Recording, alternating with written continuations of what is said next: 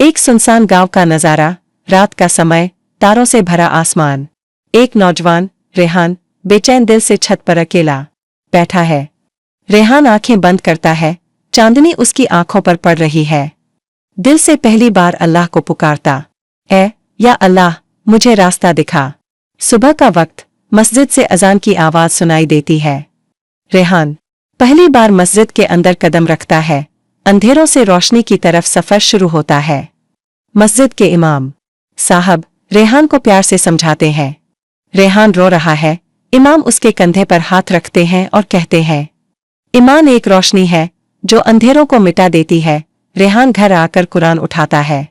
पहली बार समझकर पढ़ने की कोशिश करता है। उसके चेहरे पर सुकून और उम्मीद नजर आती है। रेहान पांचों वक्त की नमाज पढ़ता है, माँ बाप से प्यार से बात करता है, दोस्तों को भी मस्जिद लाने की कोशिश करता। आखिरी सीन, रेहान छोटे बच्चों को दर्स में ईमान और अल्लाह की मोहब्बत की बातें समझा रहा है। उसका चेहरा रोशनी से चमक रहा है। कहानी का एंड शॉट, उसके चेहरे पर नूर और आसमान में चमकता चांद। बैकग्राउंड में आवाज, जिसने दिल में ईमान की रोशनी जलाई, उसका अंधेरा रोशनी में बदल गया।